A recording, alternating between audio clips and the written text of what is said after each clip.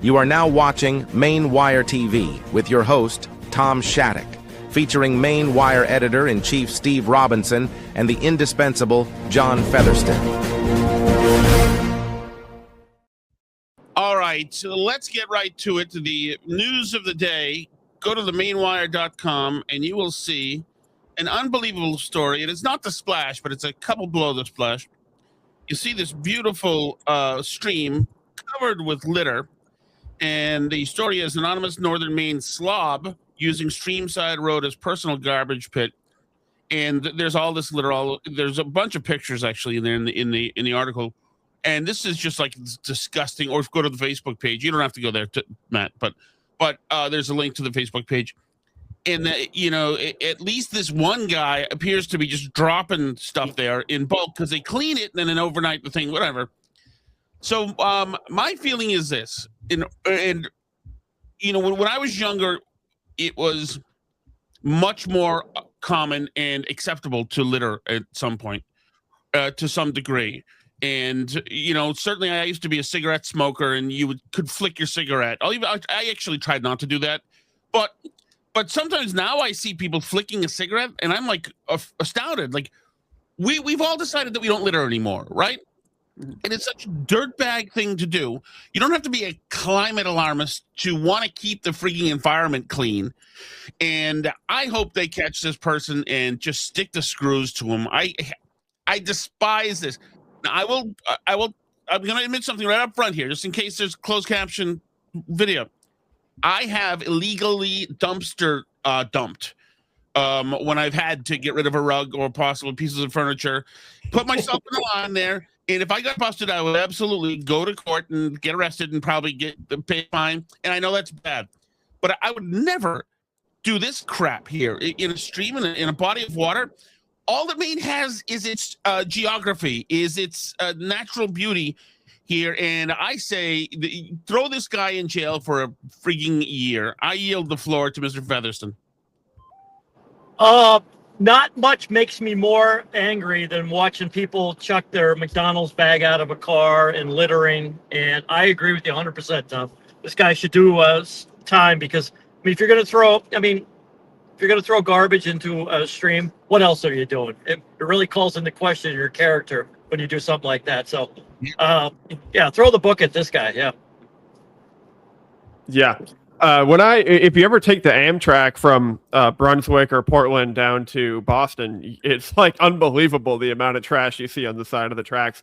And I've taken it all the way down to DC, and like around DC, it's even worse. And it's always been wild to me that like we're spending so much money on wind turbines and solar panels to fight climate change, and there's just a preponderance of this situation where people are just like throwing trash outside the door. It feels like that should be an immediate priority to me. Like, let's clean up the actual environment before we start focusing on changing the weather permanently.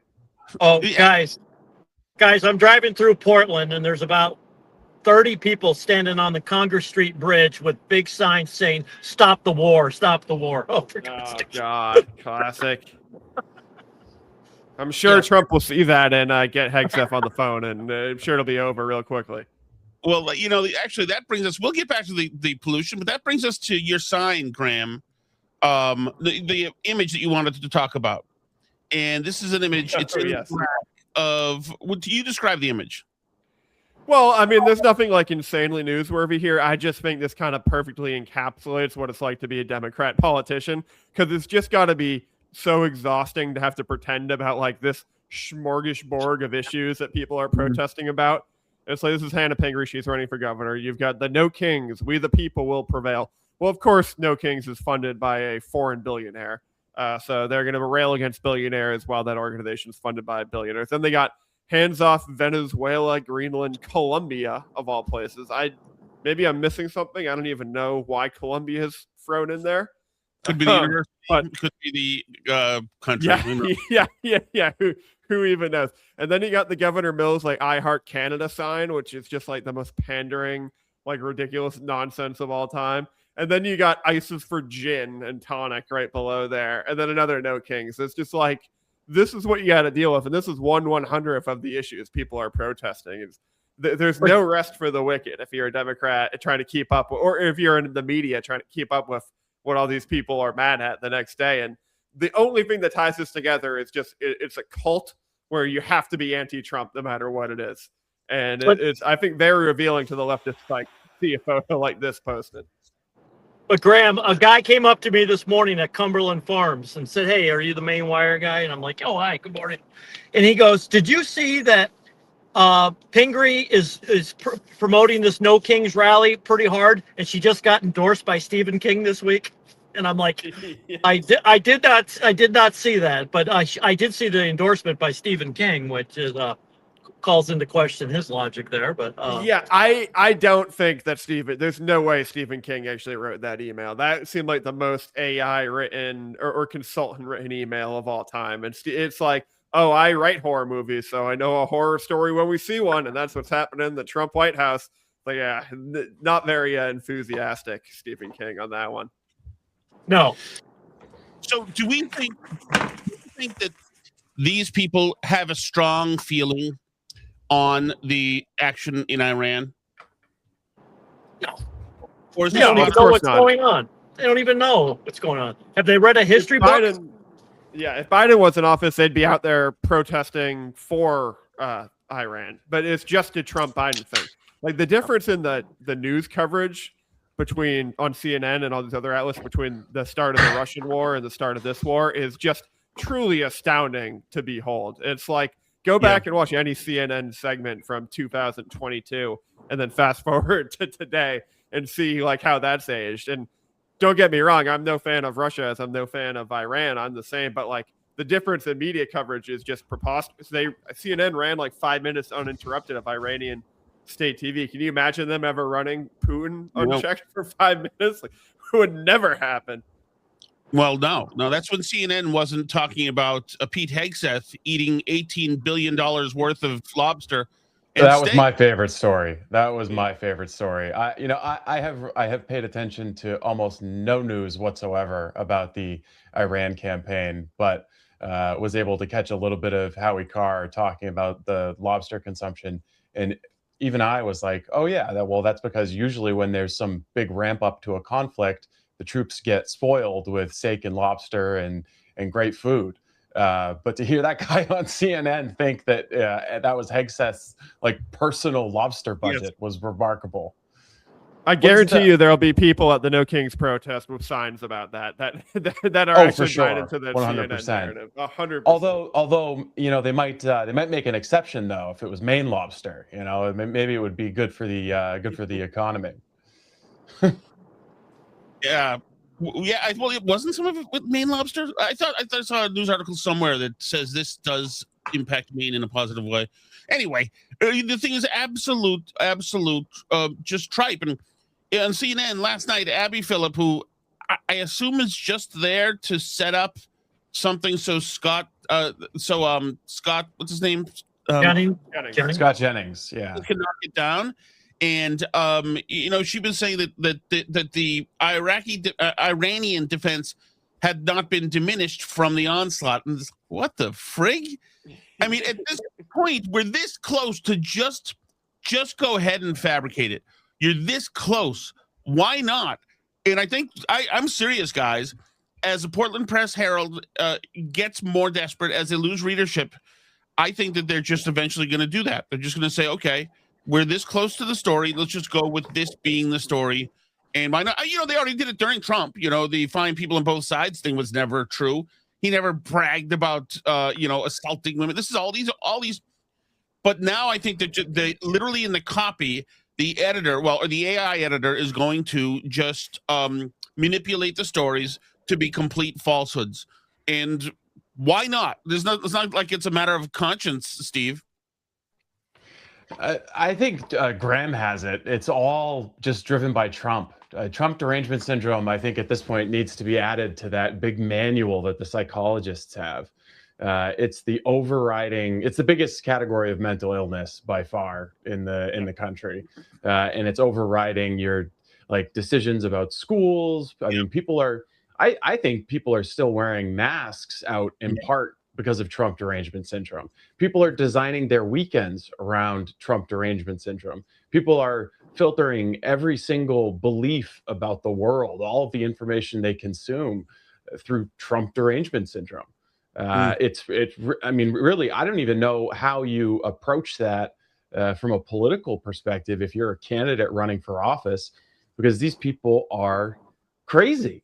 Like they're tapped. Their brains have been broken by this guy, and he's the most important person in their life. But guys, you know, there's 30 people standing on the overpass on Congress Street in Portland. You know, that's how we were talking about it, Steve. You know, saying stop the war. But why haven't there been protests on the Congress Street overpass about stop the fraud in Maine? You know, stop the Maine care billing. It's because all the people who are paying for it are working, John. All the people who are actually paying for the fraud are working. You've got a combination of well, maybe those paid protesters are working, but generally you've got blue-haired, older people who moved to the state and they're surviving on, investment income. They're not out there paying the paid family leave payroll tax. They're not paying the fees and costs of being a small business owner, and they're working. They don't have time to have a daily visit out to the overpass to stand there like bums. There's the only difference between the people standing on the overpass with the war signs and the people standing in the medians with the "could you spare some change" signs is, I think, maybe a trust fund. Oh yeah, I just want to talk about this photo real quick, because I mean, this is one that I just found of a gazillion photos like this. But I just want the people watching to go back on our Facebook page and find the post we did about the Charlie Kirk resolution that was voted down, and just scroll through the comments. There's like 1,500 comments on it, and like 800 of them are from leftists being like, oh, a podcaster? Oh, the MAGA podcaster? Oh, why would we honor a podcaster? So you got this duality where you got these old guys out there with the compassion is cool sign and choose love. And then you got the other half where all these people don't even have the gall and the compassion to have a shred of decency for like a beloved conservative figure that was brutally shot and murdered to death. So, there's something that's not connecting here between these two images. It's just blatant hypocrisy. No, not only that, but the same people who are out there, with, oh, who cares? Who cares about Charlie Kirk? If you, back in 2021, if you dared not to lay down and prostrate yourself to St. Floyd and properly be worshipful of a guy who did not live the best life and, had a lethal dose of fentanyl in his bloodstream. But if you weren't glamorizing and writing hagiographies about this, guys, the people who are now in the Facebook comments shitting on Charlie Kirk would try to get you run out of your job, would try to get you fired, would try to ruin your life. So the inconsistency there and the warped moral values, again, it gets back to Trump derangement syndrome. He's the most important person in their life. They have no reason to exist outside of him. They wake up every morning and the first thing they think about is Trump and, what they're going to do about Trump. He's running their lives.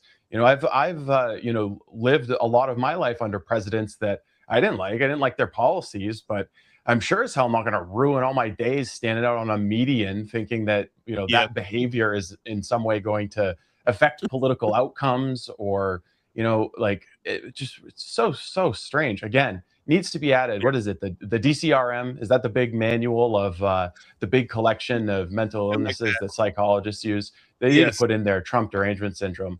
I'm really worried about what happens to these people. Steve Collins or any of the people who are in our Facebook comments, with Trump derangement syndrome. What happens when he's out of office? Does this continue on? Do they turn it? Does it focus on him rebuilding his, his presidential library or something? Well, yeah, I think it's Vance derangement syndrome after it's Trump derangement syndrome. I think that it has all this energy, this psychosis has to live somewhere, has to be manifested in something, and it's got to be the maybe. But you saw how quickly it shifted to Elon Musk when the 2 months where the media decided Elon Musk was the worst person in the world. You saw those people out there with the Tesla Tuesday protest weekly. They shifted their target in a half a second over from Trump to Elon. They had Elon with all the the cyber trucks with the swastikas on it. And then now that Elon is out of the administration, now you never see any of that. Like, that's all just gone by the wayside. So I think it's really whatever CNN tells them to do, they're going to be out there protesting. These people live to protest. It's like, I've said it before, this is the bingo of 2026. This is what the old people do when they want to get out of the retirement home, when they need a little field trip away from the tapioca pudding. They go out and stand out with their signs. And it's just like, it sustains them. Well, yeah, John's Bridge people were literally vandalizing Teslas, last year. It's like it's an amazing time. It's an amazing. They went from trying to impose restrictions on car dealerships in Maine so that they would have to sell a certain amount of electric vehicles to hating and vandalizing the most successful electric vehicle in the United States. Yeah. Really, the only good one. without missing a beat. No, yeah, and that's why. And one other thing, in 2008, I worked at a radio station, and they sent me to Boston University. They sent a bunch of people from around the country to go to something called Podcasting University, and we learned about this thing that you do with an XML file is that you can make it so that it's automatically uploaded to your iPod to listen to content. And this was like all the breaking new thing. And back then, you were just a podcaster. In 2026, there's no such thing as just a podcaster anymore. I mean, the same people who say that are people who like get Newsweek magazine in the mail still. the just a podcaster is just a dumb thing to say. And Charlie Kirk also was not just a podcaster. He was a huge influential person who made Christianity cool in college, which was, it's to me, an unthinkable thing. And it was a great thing for, just about time to make Christianity needed to be made cool. And he did it, by the way, by putting himself out there and getting in debates that he wasn't guaranteed to win and doing it with a smile, which was his real superpower. Okay. Speaking of DOGE, let's get to Matt. I sent us video of this kid who was on the DOGE team, and there's more video of this guy dropping. I forgot his name, actually, but it doesn't matter. He's in a deposition. And they're asking him, like, how do you know that this is DEI? Like, what makes you qualified to know that this is a DEI product? And this kid is nonplussed, and he's totally cool during this inquisition. You don't regret that people might have lost important income to support their lives? No. I think it was more important to reduce the federal deficit from $2 trillion to close to zero. Did you reduce the federal deficit? No, we didn't. This is a history of the HIV/AIDS prison movement and its legacies in the United States. My book project narrates how activists fought the convergence of HIV/AIDS and incarceration from inside and outside prisons across the Reagan and Clinton years, and argues that this organizing holds legacies in the prison abolition movement of the 1990s to today. This is one of the grants that you or Mr. Fox identified as craziest of NEH, is that right? That's right. Why did you identify this as one of the craziest grants?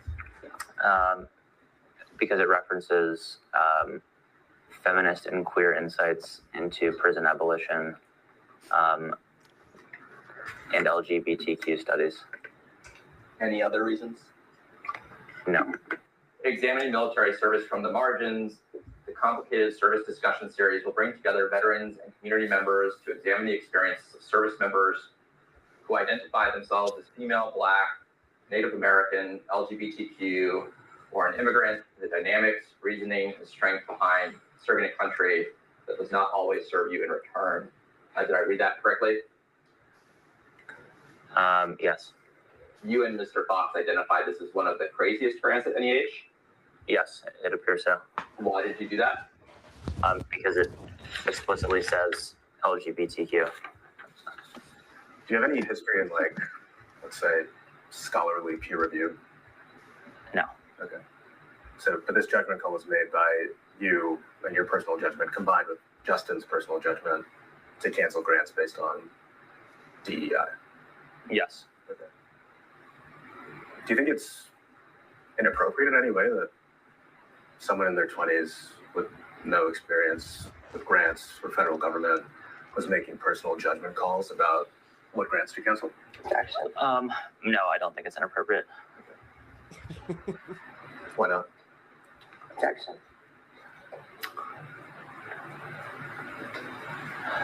I think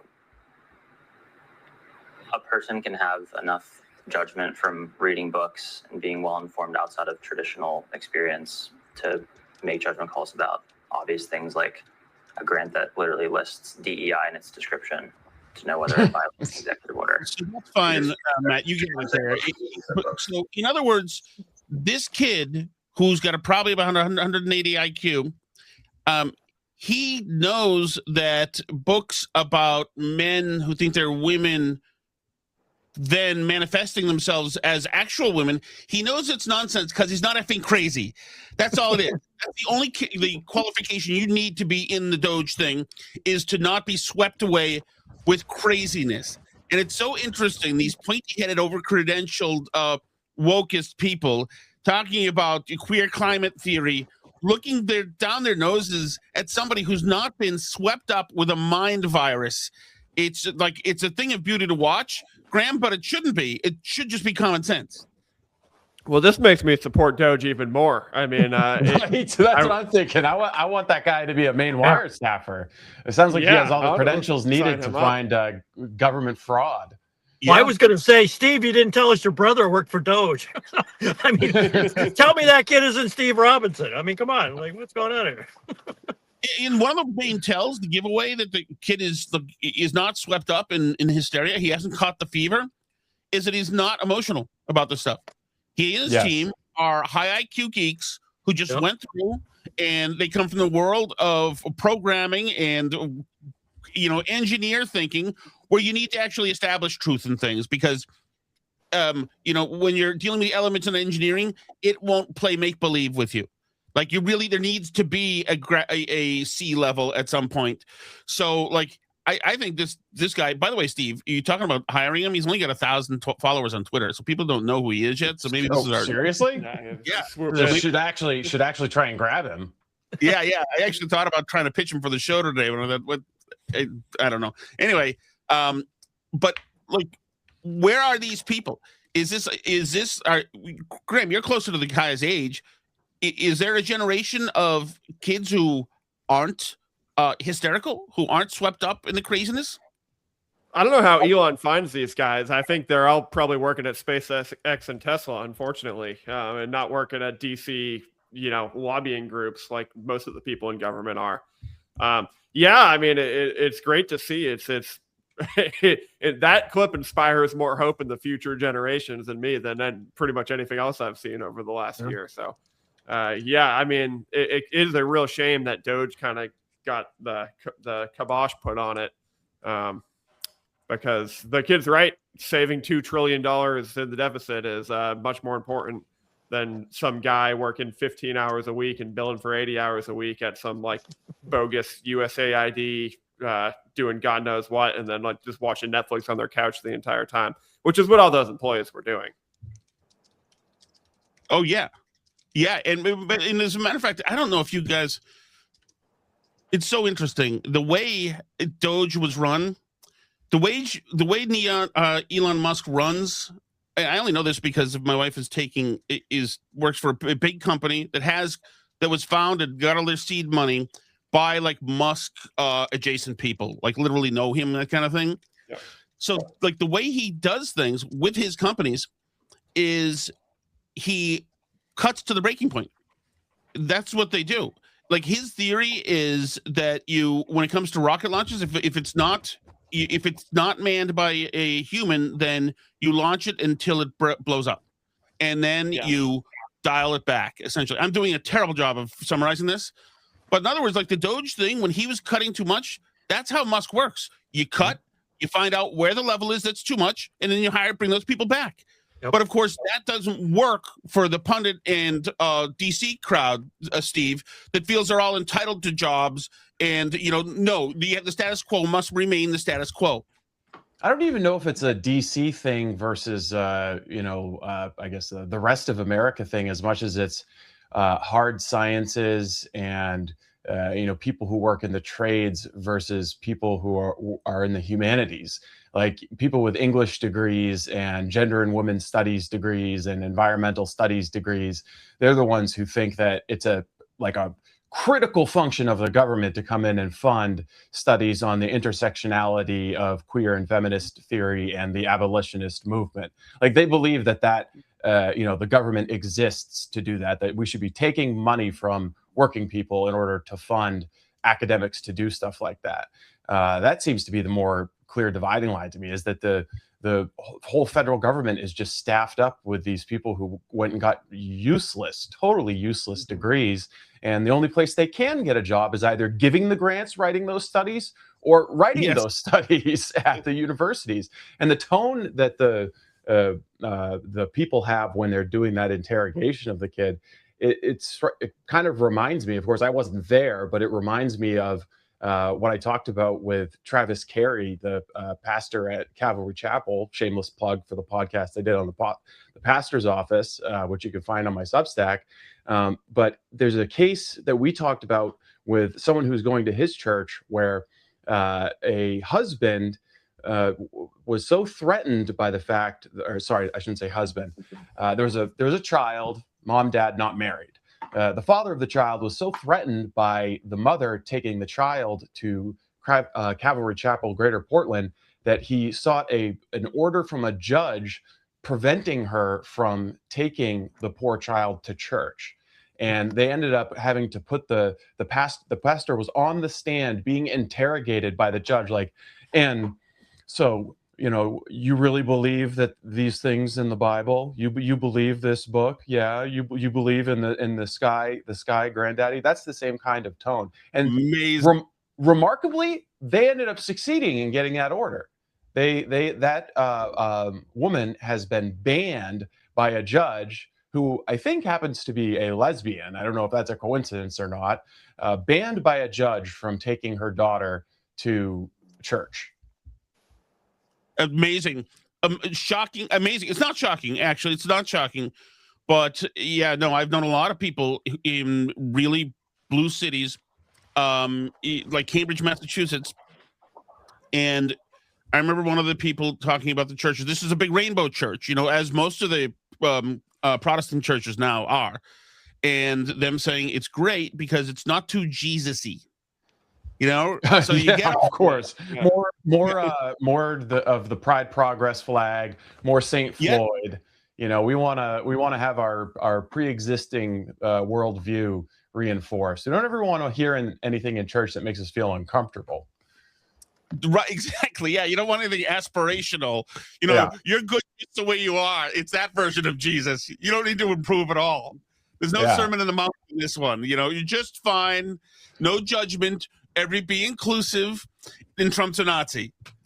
Yeah, exactly. Yeah, and if you disagree with us, you're a fascist and should be excluded from polite society, probably locked up and denied the right to vote, and also deprioritized for public housing behind illegal aliens and asylum seekers. Well, unfortunately that's like where we are. It's one of the things that sucks about progressivism is that it's not new.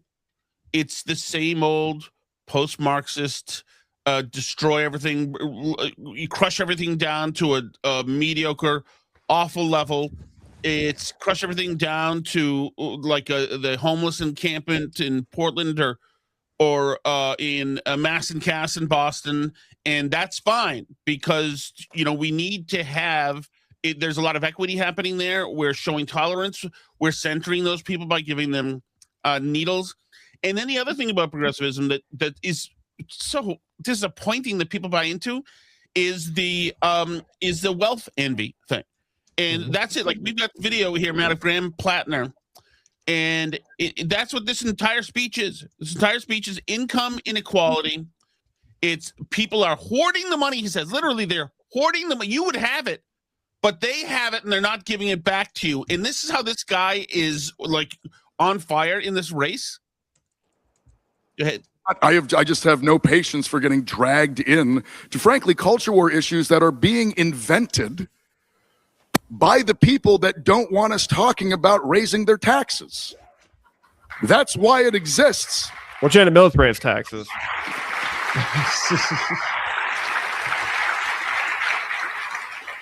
In every single breath we take, just discussing culture war stuff that, quite frankly, has very little material reality for any of us.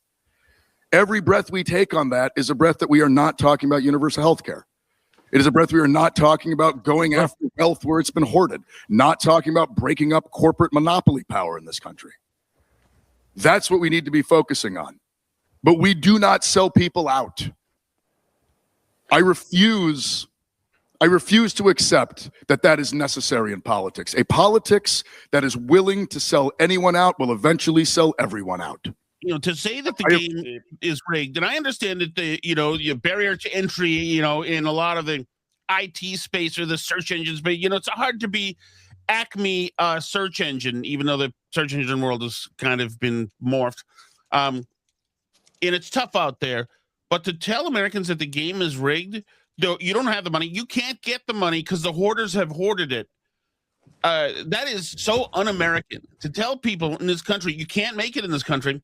No, don't even bother trying because they have it. We need to take it from them, take it from the rich. Look, how anti-Reagan, anti-bootstrap capitalist is that? It's like the grossest thing in the world, Steve.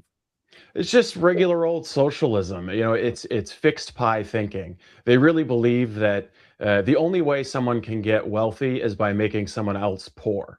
They don't have a growth mentality. They don't understand that capitalism and free enterprise are the best anti-poverty forces the world has ever created. The only thing that's ever lifted up people out of poverty is capitalism and free enterprise.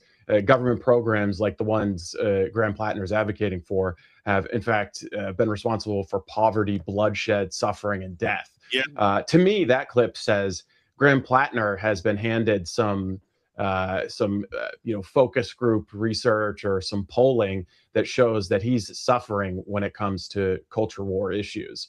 That people don't like the fact that, for example, Politico found out that his video consultant, one of his top political consultants, was a collaborator on one of these, genderqueer books that they're trying to shove in all the schools. Just kind of a weird guy to associate yourself with. But that's what it tells me, is that he's sensing some weakness when it comes to the wacky culture war stuff that he's been all about. I mean, we can go back through his Reddit account and see who's obsessed with the culture war issues.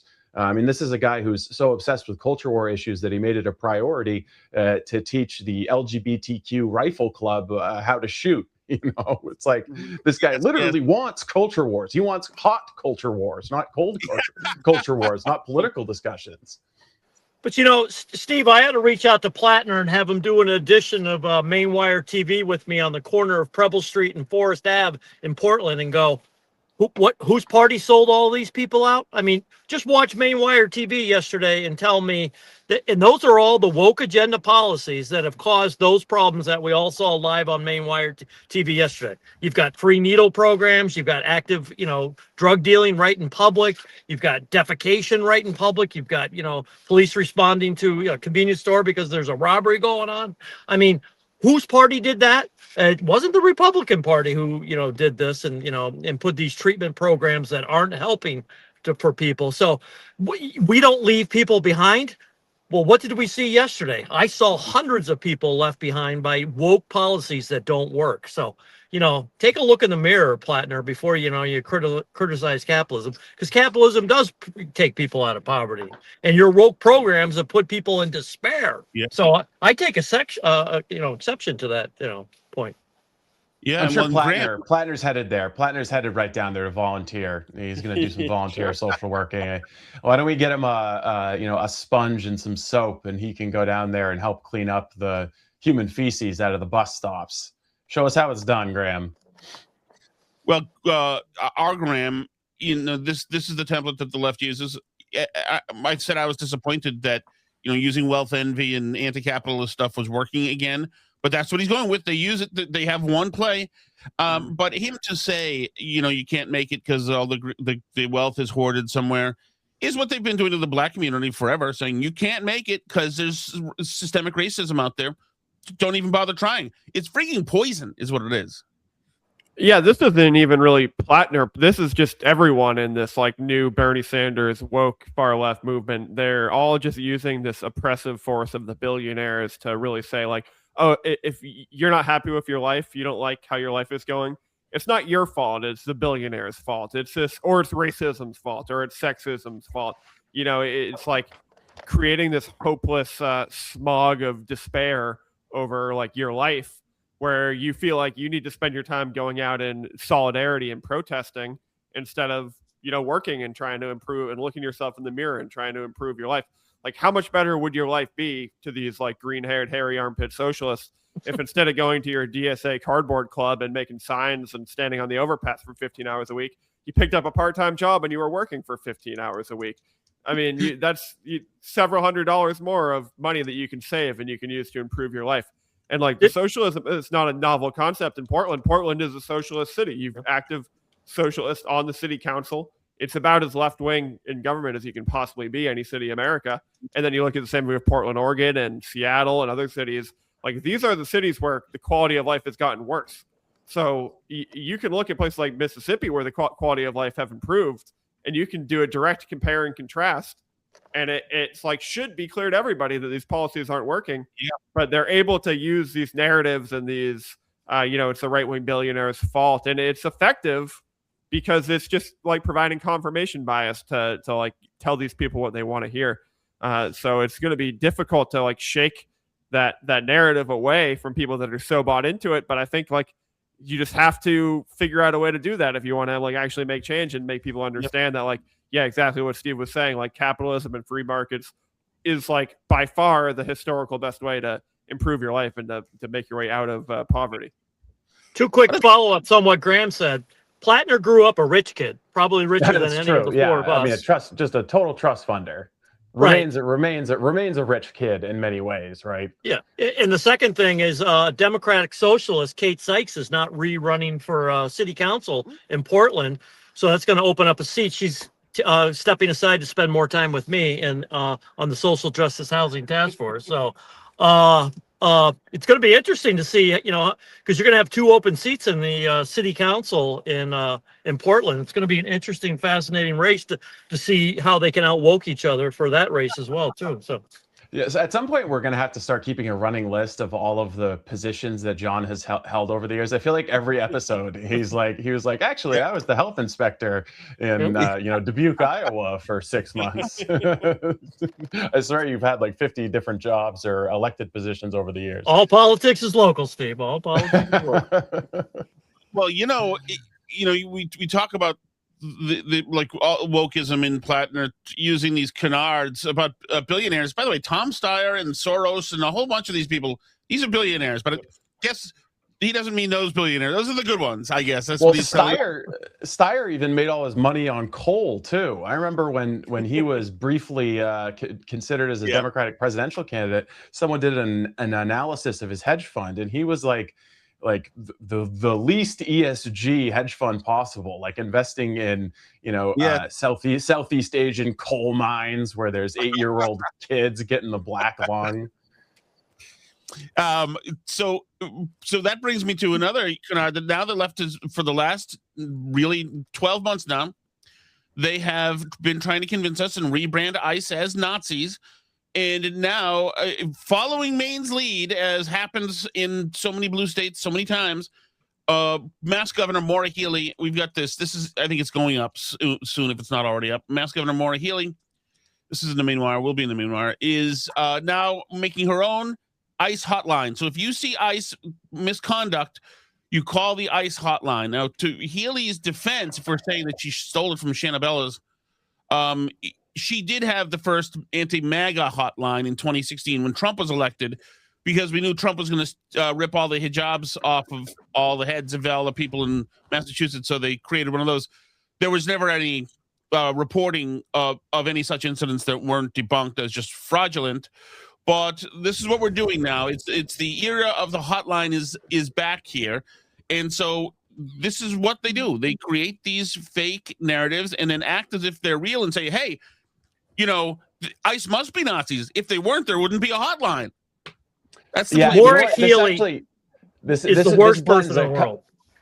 This blends a couple of things. John's position on the Social Justice Task Force and then these fake programs. This is a story that we have to follow up on because Portland in 2023, during the peak of the Central African refugee crisis, when they had converted the Portland Exposition Building into a refugee camp, Graham will remember this. They created this program that allowed Portland residents to volunteer spare bedrooms for a Central African man to come live in and rent.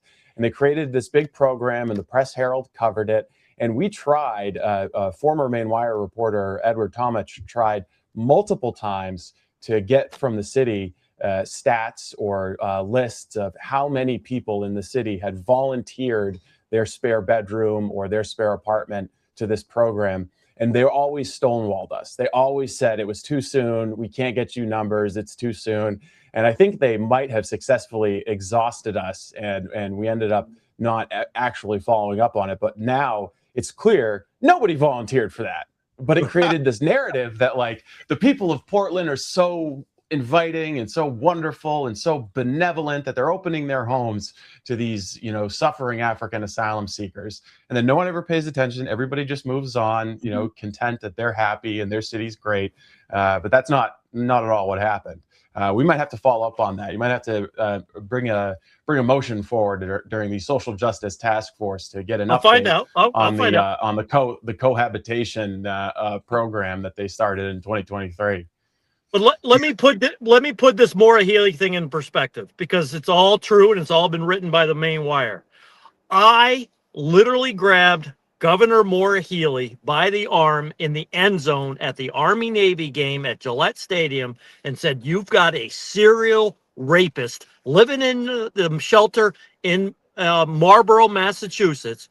He impregnated his own daughter. He's raped multiple other children inside this shelter. The police aren't doing anything because they're saying to you that they were told to stand down. And now you're telling me to keep this out of the press and transfer him to another shelter. You don't think he's going to rape another child?" And now she's like worried that, people from ICE are bad people. Maura Healey has no conscience, no soul. She's the devil. I can't stand her even more than Janet Mills. And wow. Like I have zero respect for Maura Healey, because she will sit there and say, I defend people. You allowed somebody to rape multiple children in your Healey hotels, and you're just a lying hypocrite. And if there's any gray area, I'll fill it in. Which is why it's a lucky thing that Graham Pollard is here, who worked on the Healey campaign. Graham, anything? Yeah, I've been underagent the whole time. Just Healey sent me out to get the goods on you, John. So I'll be sending her. I'll be clipping this up and passing this her way. Send it to her. It's not just Maura Healey. It's District Attorney Marion Ryan as well. They wanted to keep this all out of the press because they would have brought bad news to this thing, because they just wanted to bring 35,000 Haitian immigrants to Massachusetts to put them on the voter rolls. And if John Featherston let this news get out, and finally only the Maine Wire was the one first to do it, and then it became a national news story, it would have never gotten out if it hadn't been for Steve and the Maine Wire. And Seamus did an awesome job on it. But I mean, it's gone national. I've been on every, major network. Nobody's ever said that John Featherston wasn't true. And the man is now in jail serving a 5-year sentence, and he's hopefully going to be deported when he gets out of jail. So it's all been true. But so don't tell me, Maura Healey, you care about people when you do this. I mean, if you're not even going to take care of vulnerable children that you brought here on a bogus program for a humanitarian program, you have zero credibility, Maura Healey. Yeah, I mean, that's on the theme of just progressivism is deadly for women and children. It's just again and again and again and again. Like, look the hell out. If a progressive comes around to help you, look out. So I want to play a piece of video here. Matt, I just added this. It's the last thing in there. This is a news wrap from New York City. This is about the New York City, the budgetary trouble they're having. Now, this news wrap is maybe, I think it's about 1:30 along there or so. We're going to listen. We're going to listen to this. Is therapeutic, okay? You're all going to enjoy this. You're going to hear, for all but the last 10 seconds, you're going to hear about how bad things are in New York City. Now, they should really start this with the last 10 seconds instead of where it starts.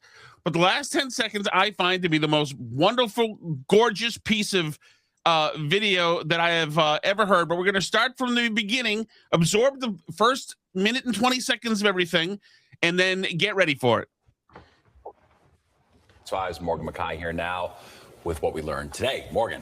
Hey, Steve and Natasha. So City Comptroller Mark Levine painting a grim picture of the city's economic future, reporting that the city lost 38,000 private sector jobs over the last year. Today, the City Council kicked off their first budget hearing, and already there are mixed numbers. Levine testifying today that the city's budget gap will now likely be $7.3 billion over 2 years, almost $2 billion more than what the mayor's office has been projecting. Levine says he is strongly against the mayor's proposal to raise property taxes, pointing to how it will make the city's fiscal future even more uncertain. But he does think the state should give the city more money each year by changing the local aid formula. When asked about the proposal to raise taxes on millionaires and corporations, Levine kept the door open but was cautious. Everything has to be on the table, but I also want to be cautious because we're relying on the financial sector to continue to show strength in order to meet our revenues. And if we undermine that, we could be in a deeper hole. So I want to be very careful that we don't do anything in our tax policy that would slow down this key sector that we need to pay for important programs for New Yorkers. Here we go. Usually, the mayor's budget director will kick off testimony at the first council budget hearing, but City Hall says that the director will testify later in the month because he is fasting for Ramadan. There we go. So you need Republican policies to keep the revenue running so you can fund your socialism. Is that what I'm hearing? No, what I'm hearing is the lead. Where the hell is the city's budget director? He's fasting for Ramadan. Yeah. I don't even get that. There's athletes that will still like participate in their sports during Ramadan. Why can't you give a testimony? It's not like you're in hospice care during the whole month. Don't be so insensitive. Yeah, it's like the one religion that gets absolute religious protections, absolute freedom of First Amendment protection is Islam. Like the total accommodation across the board. If a Christian was like, geez, I don't know if I want to come in and do that budget testimony on Christmas Day. Well, you're fired. Right. But you could set that aside. And Maine's about to have conversation similar to that because the much anticipated annual report will be coming out here at the state level. State auditor Matt Dunlap, I think, will be presenting his audit pretty soon.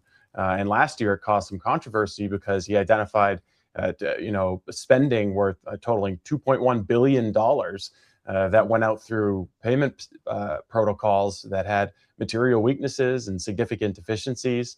It showed some gaping weaknesses in how the Mills administration was spending money, using no-bid contracts, disregarding federal procurement rules. It was a very big problem. So I think this one will be a test of whether Matt Dunlap is going to basically do the same audit because nothing's changed. If anything, everything got worse. Or is he going to give Governor Mills a nice shine job because he wants that Democratic nomination in the 2nd Congressional District? So he's got an opportunity to do the right thing, or he's got an opportunity to do Governor Mills a favor. And it'll be a real test of his integrity, I think. So do you expect a bombshell again? Yeah, I think it's going to be, I don't know if it'll be a bombshell in terms of being revelatory, but it's going to show the exact same thing as the audit from the previous year, that nothing changed. There was the only difference really between the audit from last year was that the Maine Wire covered it. And the Maine Wire was around. Yeah. Previous audits had showed similar findings. Things have been progressively getting worse. Emphasis on the progressive, but none of this has been fixed. The head of the Department of Administrative and Financial Services quit and moved to Portugal, but I'm told is still running the department on a no-bid contract that for some reason we can't obtain and can't find. All of the people in charge of this mess have skated. One of the guys who was in charge of procurement for the state signed off on a contract for his brother's landscaping company to come in and mow the lawns around the State House. And when we asked him about it, they said, oh, he recused himself from that. This was totally on the level. Our story comes out, and then he retires from public service 2 weeks later. So yes, okay. So the guy who was supposed to be policing the beat, the guy who was in charge of making sure that nothing shady happened with procurement, gave his brother's company a contract for services that were being performed already by taxpayer-funded Department of Transportation employees. So I don't think that there will be anything in the audit that shows improvement unless it's a political job, and we'll be able to tell right away, comparing it to the previous year's audit. Is it going to be a political job, or is it going to be an accurate audit? He was in the hallway when Steve was honored by the Senate. Charlie Kirk wasn't, but Steve was honored by the Senate. And That's true. I talked to Matt Dunlap in the hallway, and he indicated to me that there would be some findings on Gateway and coming out. So I've been anxiously anticipating the drop of this report. I've been anxiously doing it, but I think Steve is right. He's going to protect Governor Mills because he needs her endorsement. But does he? I was going to say the same thing. What's her endorsement really worth? She was against the red flag referendum last year, and that didn't move anybody.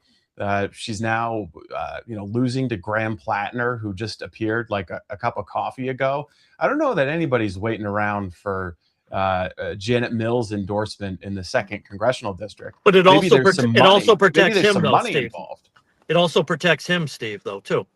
Because when you're the auditor and you have rampant Maine care fraud, and then you want to run as the guy that you want to go to Congress and fix things, so you know what I'm saying? But yeah, I agree that there's an optics issue there where he would want to show improvement. Right. But in the role of the state auditor, what he's really looking at is processes. And I think what we discovered through the Maine Wire's investigative journalism was that the state auditor's office wasn't looking at the subrecipient data.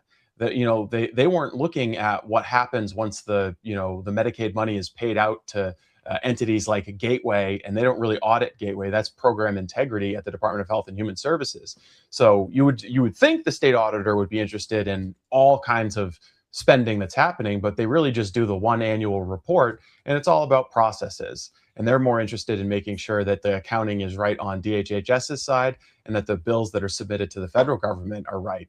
So if he's going out of his way to audit Gateway, that'll certainly be interesting and could win him some favor in the 2nd Congressional District. But to me, that's one of the most interesting dynamics in Maine politics right now. Matt Dunlap and Joe Baldacci in the Democratic primary, everyone's forgotten about Jared Golden already, but they're not the most their campaigns haven't made the biggest splash, but the strategic negotiation that they're having to do around Medicaid fraud and the Somali community is really interesting because Joe Baldacci's been a huge Medicaid expansion guy, voted to expand it to non-citizens, voted to expand it to able-bodied childless adults. And Matt Dunlap's been the auditor while this fraud explosion happened. So it's very tricky territory for them to walk. So this weekend in Portland, I believe, is a celebration for St. Patrick's Day, which is actually on Tuesday. But so everybody picks the day and the time, whatever. I'm not even sure when it is in Boston, but tomorrow is when I'm told that the celebration that I'm meant to be at is starting. And so I'm bullied, I'm peer pressured into St. Patrick's Day tomorrow, where I'm going to be at a pub at 11 a.m. That is not my strong suit. Starting anything at 11 a.m. like that is no bueno. But yes, I'm going to go because I've been strong-armed into it. And so there you go. So editor-wise for the MaineWire.com tomorrow is Ramadan. No, I'll bring my computer and you watch the degradation of my work as the day goes on. But do we do St. Patrick's Day, Steve? I don't think you're Irish, are you? No, I'm not Irish. I mean, it's fine. Wear green, so you don't get pinched. I don't know. Wow. My only observance of St. Patrick's Day is to steal the joke that Howie Carr stole from somebody. That was St. Patrick's was the day that, or St. Patrick banished the snakes from Ireland, and they came to the United States, and that's how we got the Kennedys. Yeah. Oh, I will say one thing is that the St. Patrick's Day breakfast in Boston is the most cringeworthy thing in the. Oh, have you ever been, Tom? I had to go once. Oh, it was horrible. John, is there a St. Patrick's Day party at the tow yard across from the mosque this weekend? Are you going to be there? I don't believe so. No, I don't believe so. I would tend to guess that probably, actually. Although John knows them better than I do. I get the feeling those guys might be amenable to an occasional good time. But I did like how Steve, and I said, Steve, you Irish? He said, no. Graham, you're a young guy. You hitting the streets or what? Last year I did a big one. I went to Dallas last year, and it was a pretty good time. But this year, no, I got a boring weekend lined up. Unfortunately, I'm weeding my lawn, and I'm building some above ground planters. So yeah, this is very exciting. We might do something on Tuesday. I'm not totally sure, but I'll tell you what, one celebration I'd be remiss not to mention: corned beef is the one thing that the best thing about St. Patrick's Day, corned beef and boiled dinner.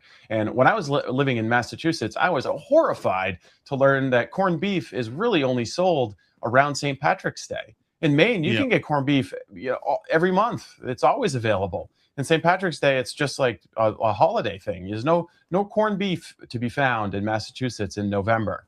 And they claim to be proud of their Irish heritage. I think you're right about corned beef. The Irish get no credit because the boiled dinner's bleeping delicious.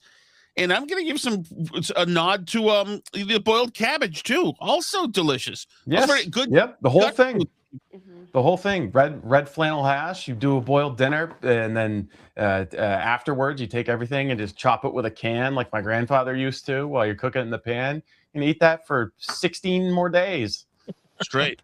Delicious stuff. John, are you going to do anything for St. Patrick's Day?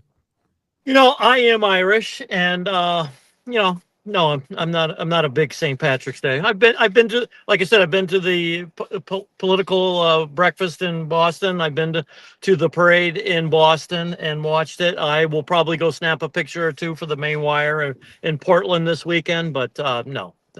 I sit out conflicts like that. I would not enjoy your 11 o'clock a.m. experience that you're going to partake in tomorrow, Tom. No. I know, and that's in Medford, Massachusetts, and in Italian stronghold, as a matter of fact. But in Boston, John, it's going to be quiet this year because law enforcement has told people they'll be cracking down. There'll be no public drinking this year in Boston. So, suspect they said that last year, and I still saw a lot of drunk people. So, yeah, no, it is amateur hour. I would suggest this, though. I don't think that you have to go to Boston for St. Patrick's Day, especially since if you go to the South Boston Parade, you're apt to see some people who are bleeding, which is there's always as far as I've found, there's always fist fights there, just wasted people. But if you ever get a chance to go to Chicago, the St. Patrick's Day in Chicago with the river being green, I mean, at least I only went there before Lori Lightfoot got to town and before this new maniac was there. But back then, it was just the greatest thing in the world. Just a great city. So do yourself a favor. Well, unless it's been ruined now. It's probably been the progressives ruined it. So just come to Medford. Forget it. Everything's all. Before we go, Tom, I would just like to highlight some new artwork on the wall here. We've got the great John Featherstone investigating Watergate. So I'd like to give a huge shout out to my guy Steve Collins. And then over here, we have the Sword of Truth. So I'm going to be doing some things with this, but this is currently for sale. This beautiful artwork, magnificent. There's a lightning strike in the background, the lighthouse in Portland, a glowing gold Sword of Truth. You can buy, because I was inspired by our conversation on Hannaford's, you can buy a reusable grocery store of the Sword of Truth on it at mainwiremerch.com. So everyone wishes it was plastic, but since you can't use a plastic bag, you might as well have a cool reusable grocery store bags. So the Sword of Truth. You can get your groceries, you can get your corned beef hash in a Sword of Truth merch duffel bag at mainwiremerch.com. So check that out. And I know there have been some questions about whether we can ship to California or New York. And I believe the vendor we're using can ship everywhere. So that you don't just have to live in Maine in order to get yourself some eradicate communism merchandise. We can ship to Somalia, I believe. If you're Oh, really? I think so. Well, you know what? We've got to do it, Graham. Mogadishu. Ooh. Mogadishu. Oh, that's a heater, Steve. That's a winning shirt right there. Matt, if you want to go over to the All Products tab at the top, that'll be the best way to get over to this sexy merch bag. And I do have some hats that I've designed that are not on the store yet, but I have to say, I'm very happy with the Columbia fleece. Nice, high quality, very comfortable. Yeah, I like it. Only $25, and it's got the main wire on one side and the Sword of Truth on the other. I mean, this is magnificent, and it's even eco-friendly because we care. Obviously, of course, I don't, but that was the only one we could make with eco-friendly. But still, I heard rumors about main wire bathing suits. I sent that one to a few women, and the horrified reactions made me put the kibosh on that one. Unfortunately, well, it's always good. It's always good to focus group the merchandise. But everyone's raving about the bag, so this is a winning product. I want one. Issue is going to be coming. You know what you could do in the spirit of diversity? You could, instead of the standard Western bathing suit, do one of those burqa bathing suits. A burkini. Yes. That's my the Mogadishu. The Mogadishu burkini. I think maybe a whole line of Mogadishu hijabs. Could you get Make America Great Again onto a hijab? Cool. It would be tricky with the folds. You need to somehow manipulate the printing so it folds over and looks like that. That's what we have AI for. You plug that scheme into AI. I think you can figure it out. On the chat, Ryan asked, "Do you sell bulletproof vests yet?" He wants to know. I've been working on that. I have legitimately been working on that. Unfortunately, believe it or not, the global market for a customized bulletproof vest is not as high as you would think it would be. No. So I haven't totally nailed that down yet, but I'm not giving up hope. I do want a Mainwire bulletproof vest on the store at some point. Hey guys, can I run a quick question that you don't have to answer? Maybe we'll answer it on Monday. Have you ever been to a mosque where you're told in one sentence that they're a religion of peace, and then in the next session being told you're probably going to get shot? So I mean, and because that happened to me today. So. Oh yeah, we got to get to the John Featherston experience. I was at a mosque and told that they were, a religion of peace, and that I'm probably going to get shot. All in the same sentence. So was someone warning you that you might get shot, or was the person who was, advocating for the peacefulness of Islam also the person saying that they were going to, perforate you with some lead? The second, yes. Okay, that same person. Yep. It's what? It's starting to make sense why progressives and Islam get along so well, because they're both religions of love, and they're gonna cut your head off or kill you if you disagree. That's true, and now you are just a podcaster too, John. Yeah. So just a podcaster. Yep. No recollection. I'm expendable. Right. Yep. Graham, you didn't even make a comment on the. No, I noticed the timer in the background. Yeah, I did notice that. It looks good. It comes the LED timer striking come through well. And the other element of that is currently on the way to you. It has been shipped, so that's the part I'm really looking forward to. Oh, fantastic. And I gotta say, before we leave, we have an unbelievable news for the debate coming up. I am good to announce this officially on Mainwire TV. We have an elite local trumpet player coming for the national anthem. Wow! Was the trumpet player for Letterman briefly? What? Yep. And wait, I'm already blanking. Hold on. You guys riff while I find the photo because he toured. This is fantastic news. We've been hunting for someone to do the national anthem at the debate. We thought we had a violinist lined up. That didn't work, and I was kind of wary of somebody who was just going to sing the national anthem because I've been to one too many Maine high school basketball. Here's our games. Guy with Letterman. Oh wow! And then here he is with Frankie Valli. He was the trumpist for Frankie Valli. Wow. Who performed at the Cross Center. But yeah, no, great local trumpet player. His name is Brian Nadeau. I hope I'm pronouncing that right. Maybe Nadeau. And it's going to be an electric national anthem. So I think the pageantry is just in the hype for the debate. The Clash in the Queen City is continuing to grow. It's going to be truly the greatest event in the Maine political season. So definitely, I think we can also announce that JT Reed in Auburn has agreed to be the event sponsor for our debate broadcast. Here we go, JT Reed. Mr. Featherston needs to find his way over to JT Reed because he's going to get a subcompact pistol, a little private personal safety consultation with our friends at JT Reed in Auburn. Thank you, JT Reed. By the way, about Featherston, Peggy says, I knew it. John's Irish. She throws a couple of shamrocks up there. Another Feathy lover. Uh-oh. Uh-oh. For how many people is this just going to be a groupie experience? All of them. The Feathy stands are growing in force. This is like the K-pop demon hunters of Maine. It's like a new phenomenon sweeping the state. All right, guys, we'll have more to talk about on Monday. He is Steve Robinson, editor-in-chief of the Robinson Report. John Featherston, our invaluable reporter, Graham Pollard, also doing a great job, obviously, for the Maine Wire. All the social stuff is him, among other things. And Matt's back behind the scenes. I am Tom Shattuck. We'll see you Monday at 4 p.m. This is Maine Wire TV.